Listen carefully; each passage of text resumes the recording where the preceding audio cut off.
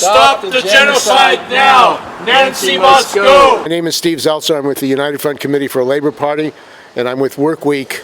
And we're here today in front of Congresswoman Pelosi's house in San Francisco to oppose and challenge this effort to ban TikTok by Congresswoman Pelosi, the Democrats and Republicans in the Congress, and President Biden. We believe that this attack on TikTok is not about security, but what it's about is preventing the American people from communicating what's going on in Israel, particularly, and with the genocide against the Palestinians. TikTok has been a vehicle for young people, for people in this country to get information out uncensored.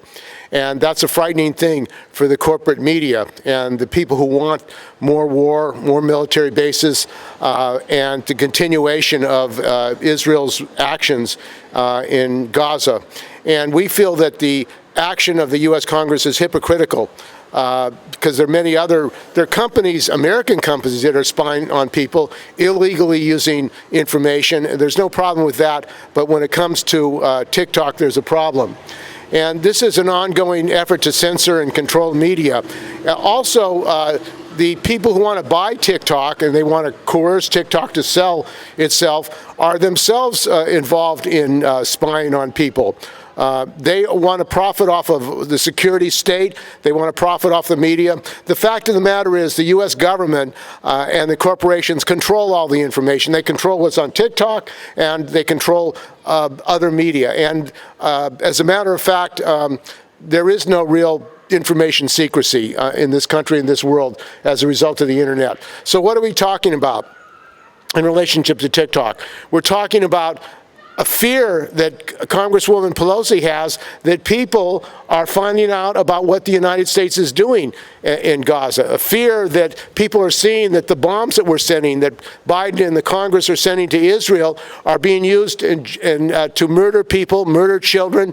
Over 30,000 people have been murdered, and they don't want to see, they don't want people to see that in this country. And TikTok has been a vehicle to get the voices out of the children, to get the voices out of the people of Palestine. And we think that that should be protected. So that's why the great urge to ban it. And what we believe is that the corporate media, which profits from war, the war profiteers who really run the Congress. I want to talk about East Palestine, where there was a railroad wreck over a year ago, and it contaminated, vinyl chloride contaminated the people of East Palestine, workers, community residents, and some of them, because they got sick as a result of vinyl chloride, no longer have health insurance. They couldn't work, and they are losing their health care. So here we have a situation where we're spending trillions for war, billions more to go to Israel, and yet the people of East Palestine can't get health care. This is the priority, I think, for this country, that they can't take care of the people here who need health care, but they're providing billions for Israel, which, by the way, has national health care.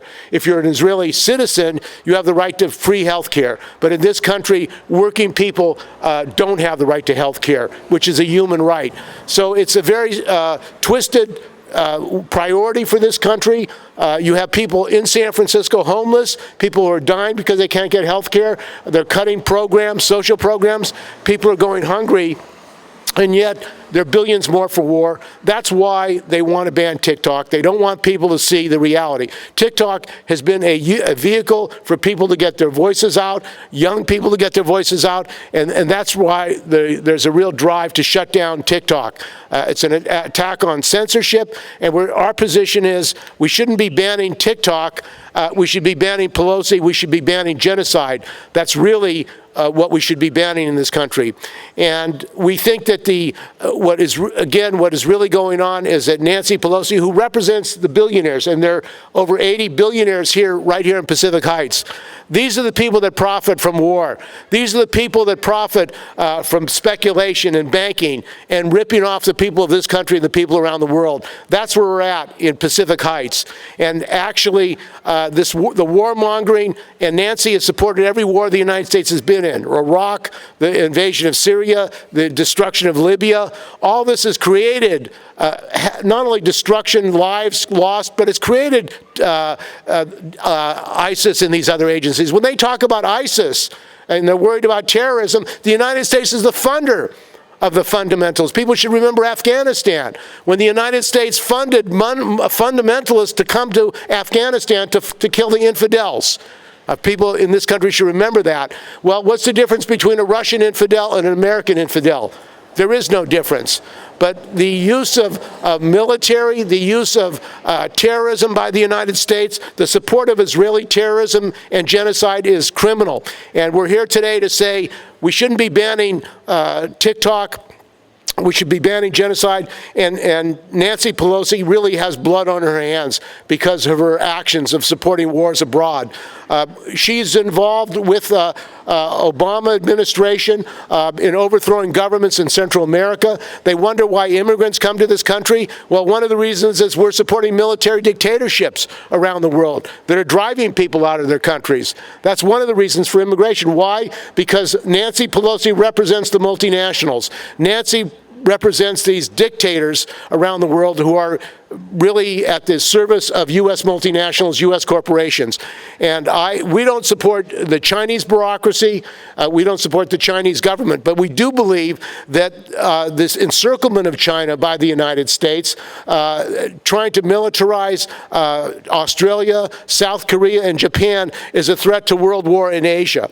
And the drive for war is part of what's going on with imperialism. Imperialism is in decline, and when imperial empire goes in decline, they become more and more adventurous.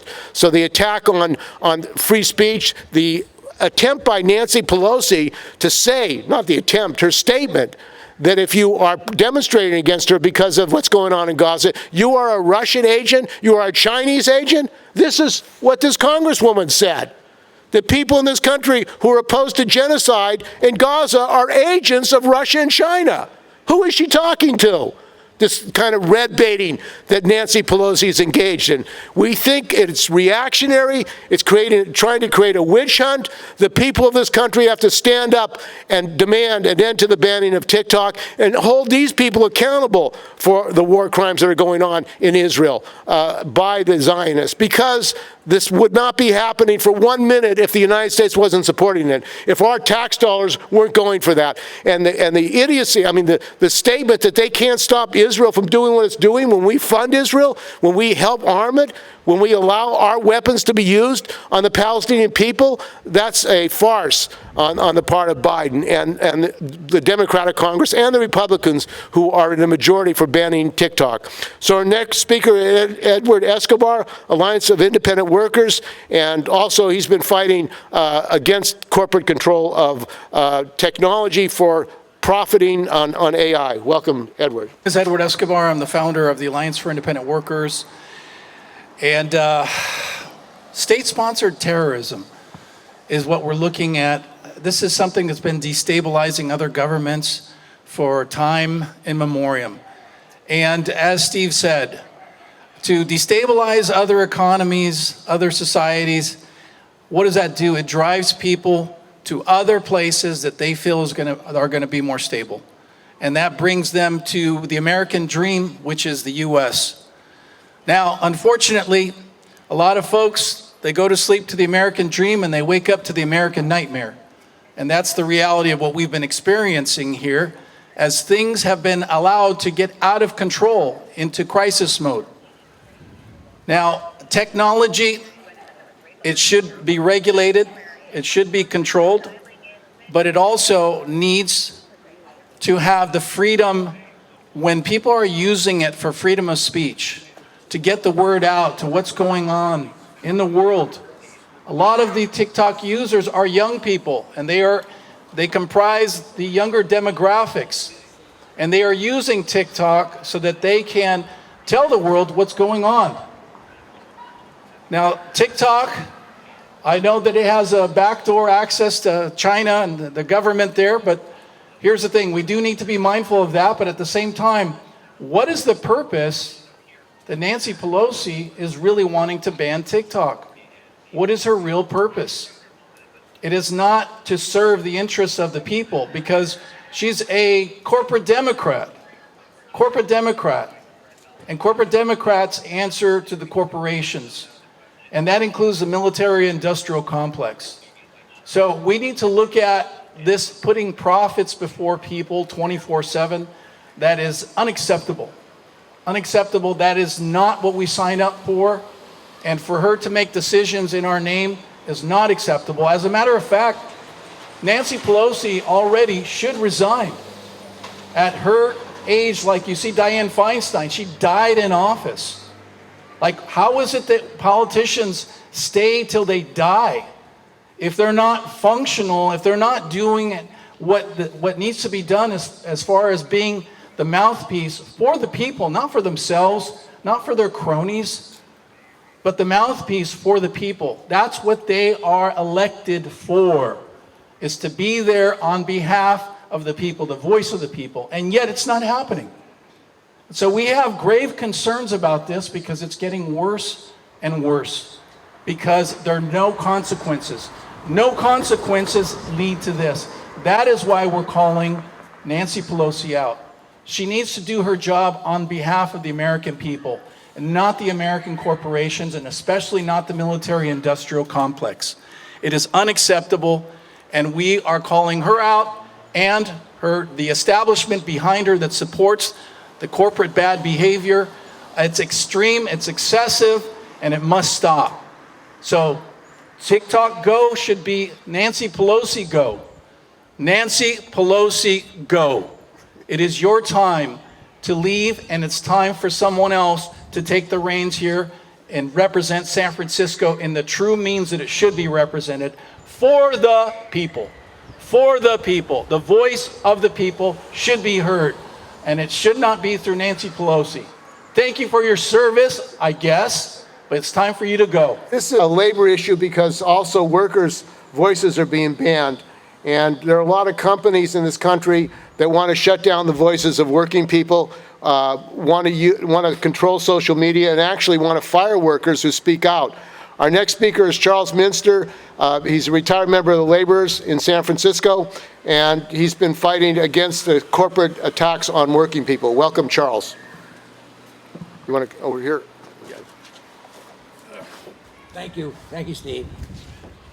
Free Cynthia Papermaster. Drop the charges. Drop the charges against Cynthia, a 77-year-old woman arrested under the orders of Nancy Pelosi. What was her crime? She put some chalk on the sidewalk in front of her house, saying something truthful, but of course injurious to her feelings. Her feelings are more important than Cynthia, a 77-year-old woman being thrown in jail on a felony charge.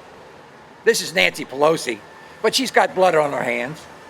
She's now the queen of, since Dianne Feinstein's death, she's the queen of the Zionists in the American Congress. She's been waiting for that title for a long while.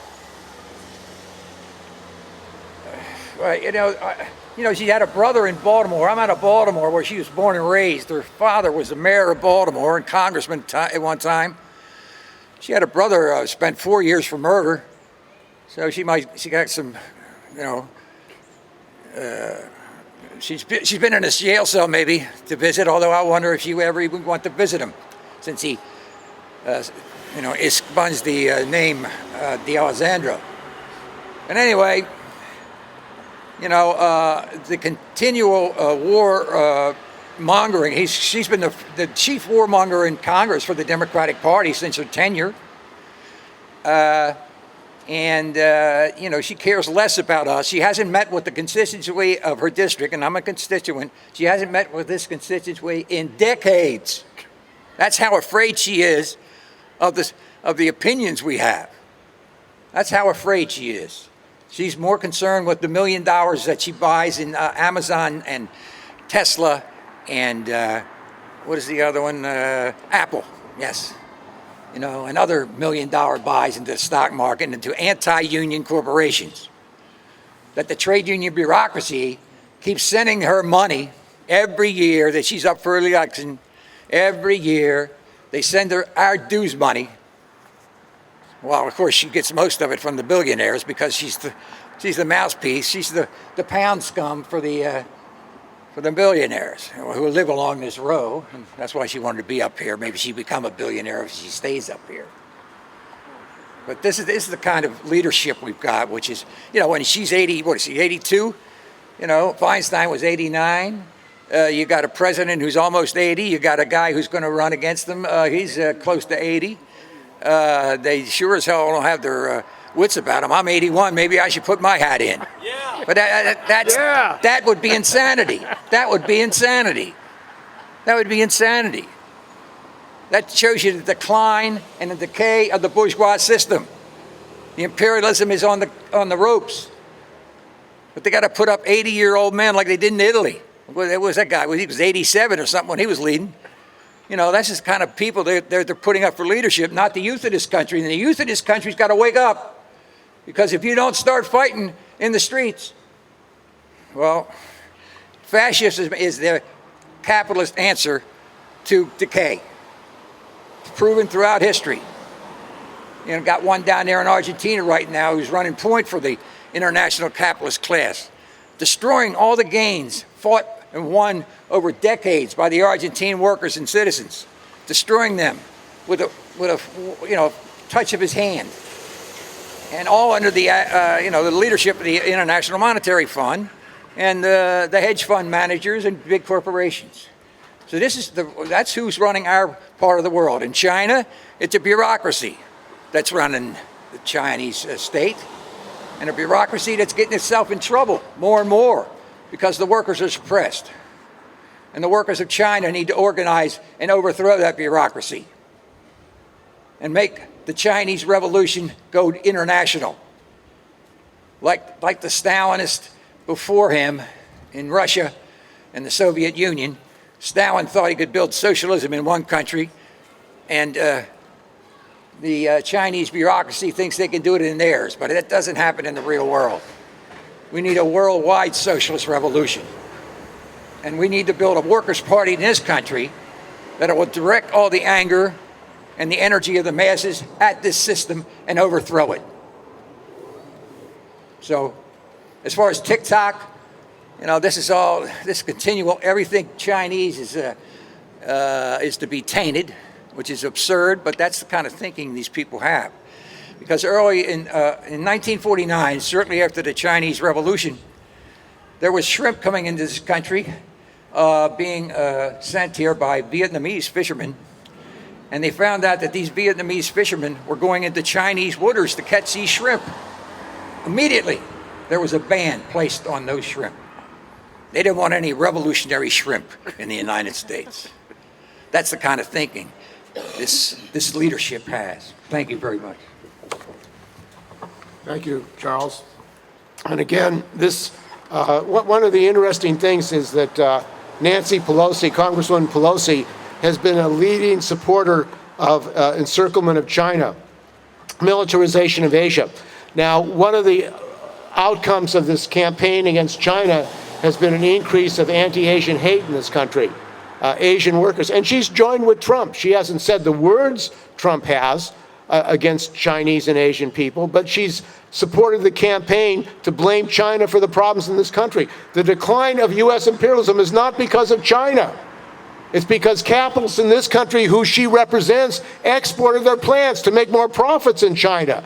That's why American capitalists are in China, to make more money, more profits. That's why they deindustrialized the Midwest and closed down factories in Detroit and Indiana, other parts of the Midwest, to move first to the South, where they were non-union, and then to Mexico, and then to Asia. It's all about making more profits, and that's what Nancy Pelosi is about. I remember Nancy Pelosi was campaigning about 15 years ago that if the Congress got control, they got the majority and they got a president in, we would have national health care in this country. They were going to make sure that the drug companies didn't rip people off, and they were going to have national health care. So they did get in. The Democrats did control the Congress, and they controlled the executive. What the hell did they do while they were in there? They let these corporations, these drug companies, the hospital associations, and the insurance companies run our healthcare system. That's who she represents. And the effort to blame the Chinese for the fact that people are finding out what the United States are doing in Gaza is an outrage. They don't want people to know it's American bullets, American guns, American tax dollars involved in genocide. And these politicians who vote for that are war criminals. That's what you are if you vote for war crimes and money for war crimes. So we're saying ban Pelosi, don't ban TikTok. Our next speaker is George Wright, and he's a retired professor. My name is George Wright, retired university professor, also a member of the United Public Workers for Action editorial board. I think there are three general points I want to make. The first is, why is there an attack on TikTok? I think there are a couple reasons for that. One is the excuse being used is that TikTok could be used by the Chinese government to spy on people in the United States.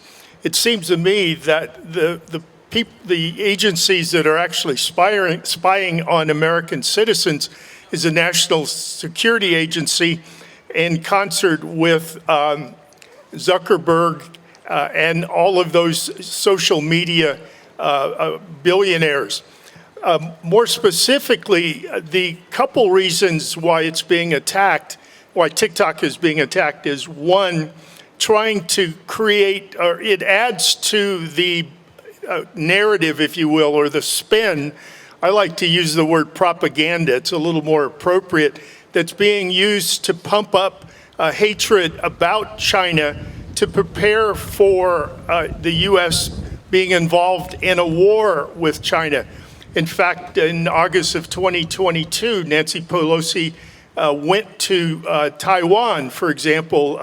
Many people criticized that because by definition, what she was doing was challenging the one China policy that the Nixon administration and later the Carter administration codified, to where now the U.S. is arming Taiwan to use Taiwan in the same way that the U.S. used Ukraine, arming Ukraine during the from 2014 up until 2022, to use Ukraine as a means to provoke the Russians to intervene there. The U.S. is trying to do the same thing.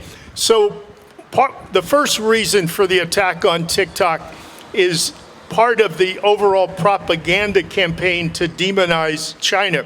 I think the other reason why TikTok is being attacked is that there's some 100 million Americans that use TikTok on a regular basis, and that application, as well as other social media applications, are circumventing the so-called legacy media, ABC, NBC, CBS, and also the cable medias, MSNBC and CNN, in the narratives about the war in Ukraine, and more specifically, the situation in Gaza at this point.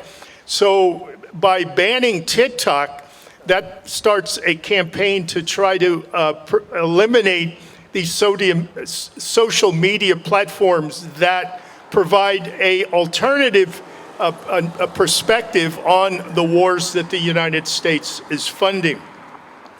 I think the next point I want to make is that why at this particular historical moment? I need to back off and make some comments about what I see as the big picture.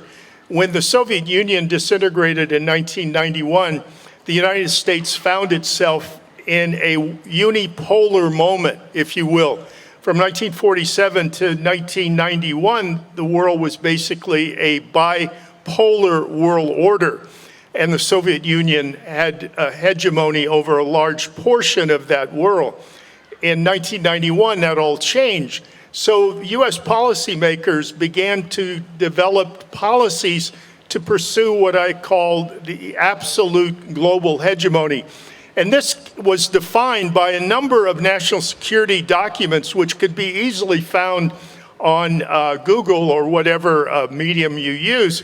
For example, the Wolfowitz Doctrine, 1992, the Defense Guidance Document of 1994-1999 codified that pursuit of absolute global hegemony.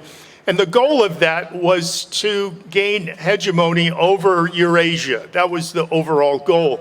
And those policies made one clear point, and that was that the United States could not allow a country to emerge in the areas that once was part of the Soviet Union to become a peer competitor to the United States without going through the long history of the last 30 to 40 years related to how that's happened.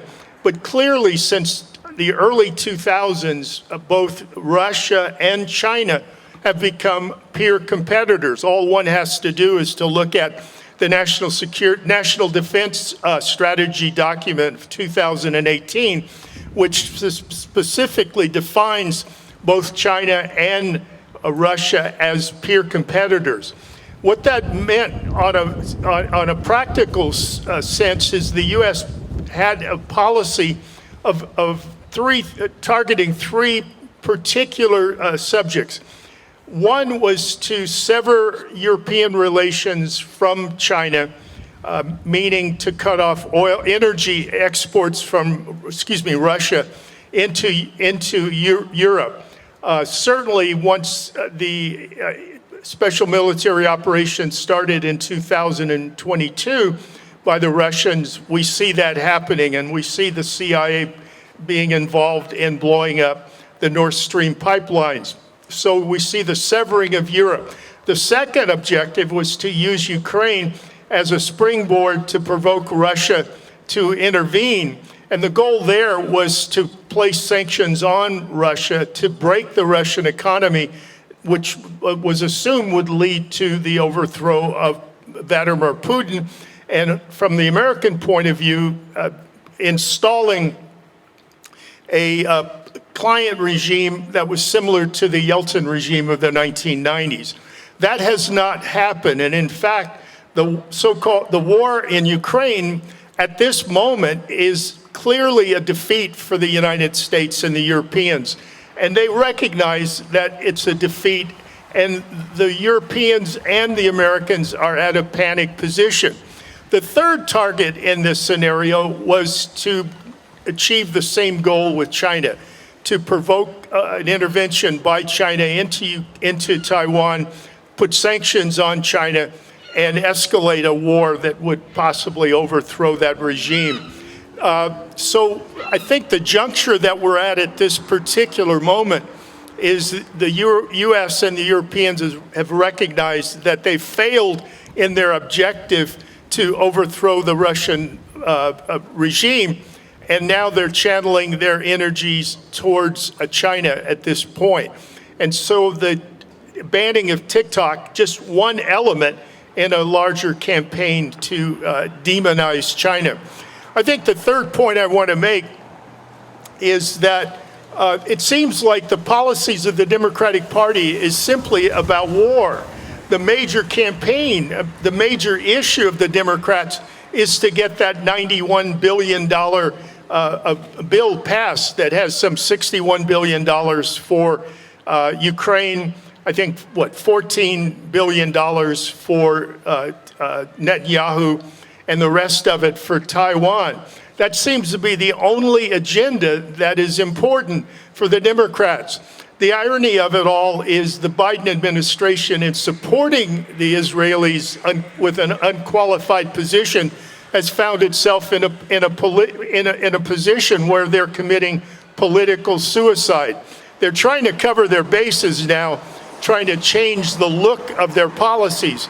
But as long as they continue to arm Israel, that image will not succeed. What I propose is this some $91 billion to no longer be earmarked for military purposes, but should be going into education, health, social welfare, infrastructural development, et cetera. We just see 2 days ago this bridge in Baltimore, which is Nancy Pelosi's home city, being knocked down by this ship that hit one of the major piers. In reading some material about it in the last couple days, much of that is because of the lack of infrastructural protections that were planned to be put in place on that bridge, which, by the way, was slated to be implemented next year, but it should have been done years and years ago. So those are all the points I want to make. Nancy Pelosi should go. TikTok should stay. Thank you. Ban Nancy, not TikTok. Stop the genocide now. Nancy must go. Stop the genocide now. Nancy must go.